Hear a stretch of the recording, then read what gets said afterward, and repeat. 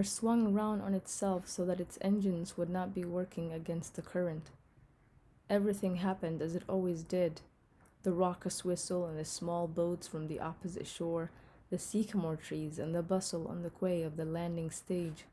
Except for one great difference. I stepped ashore and Mahjoub shook me by the hand, avoiding me with his eyes. This time he was the only one who had come to meet me. He was embarrassed, as though feeling guilty about something, or as though he were putting the responsibility on to me.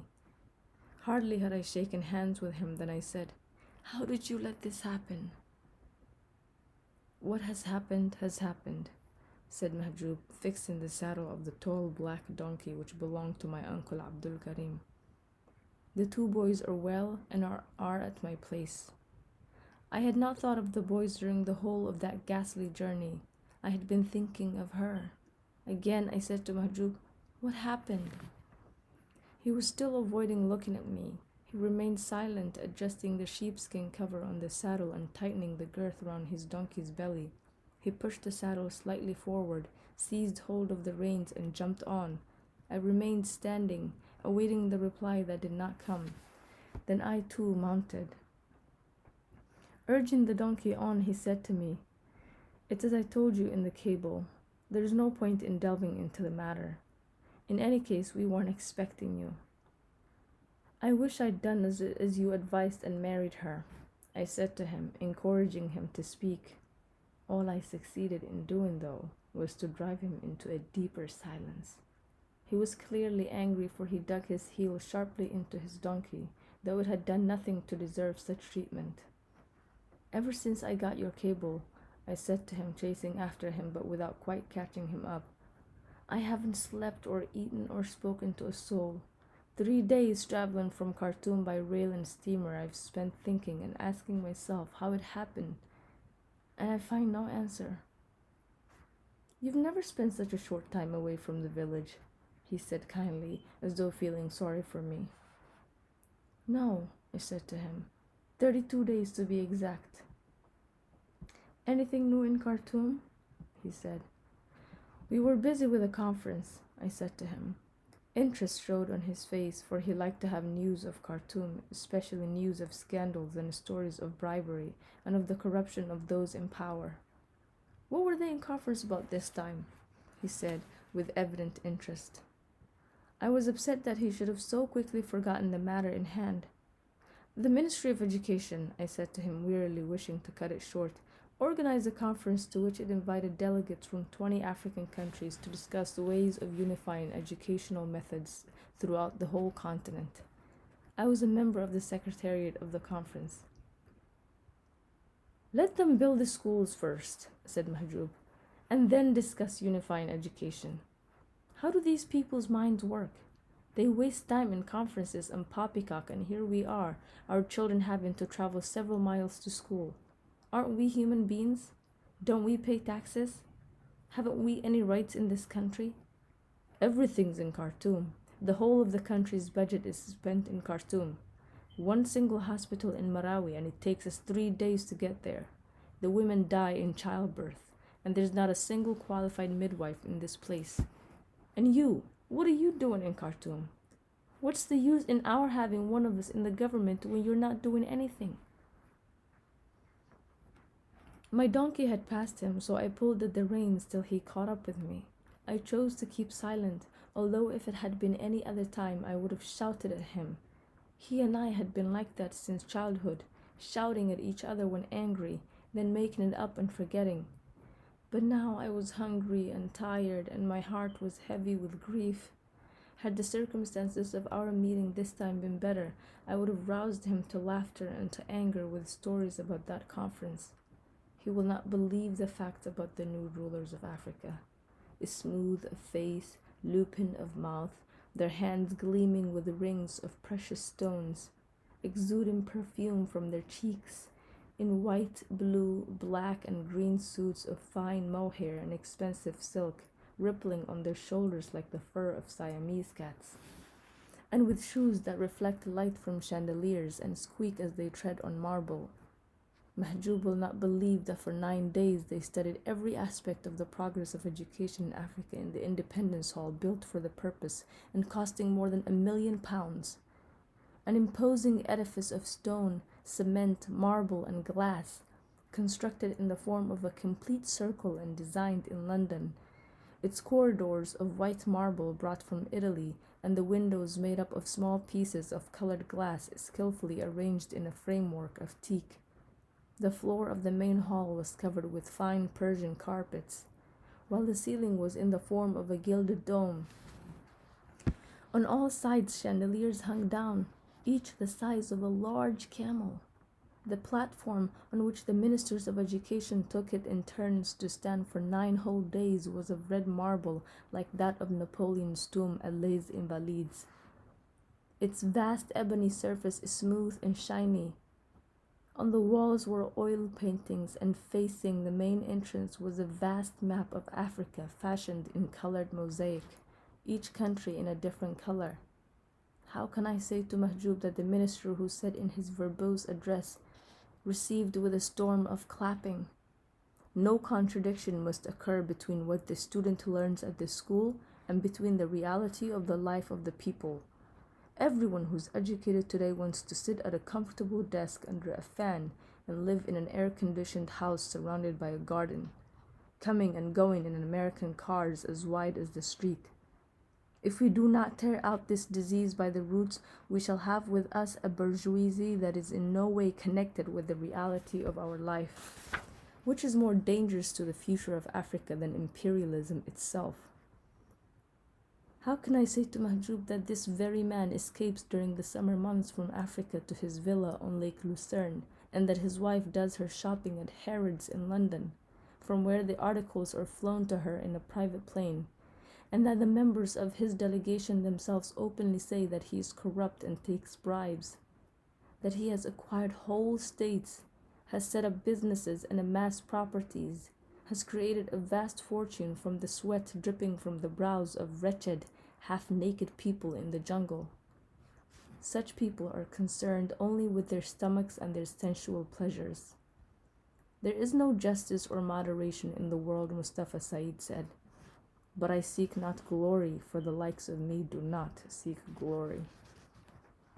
Had he returned in the natural way of things, he would have joined up with this pack of wolves. They all resemble him, handsome faces and faces made so by comfortable living. One of those ministers said in the closing party of the conference that Mustafa had been his teacher. The first thing he did when they introduced me to him was to exclaim, "You remind me of a dear friend with whom I was on very close terms in London, Dr. Mustafa Saeed. He used to be my teacher. In 1928, he was president of the Society for the Struggle for African Freedom, of which I was a committee member." What a man he was! He's one of the greatest Africans I've known. He had a wide contacts. Heavens, that man! Women fell for him like flies. He used to say, "I'll liberate Africa with my penis." And he laughed so widely you could see the back of his throat. I wanted to put some questions to him, but he disappeared in the throng of presidents and ministers. Mustafa no longer concerns me, for Mahjoub's telegram has changed everything, bringing me worries of my own. When I first read Mrs. Robinson's reply to my letter, I had a feeling of immense joy. I read it in the train a second time and tried, though in vain, to banish my thoughts from the spot that had become the pivot round which they resolved. The donkeys continued to toss up the stones with their hooves. "Why so silent, as though you've lost your tongue? Why don't you say something?" said Mahjoub. "Civil servants like me can't change anything," I said to him. "If our masters say, 'Do so and so,' we do it. You're the head of the National Democratic Socialist Party here. It's the party in power, so why not pour out your anger on them?"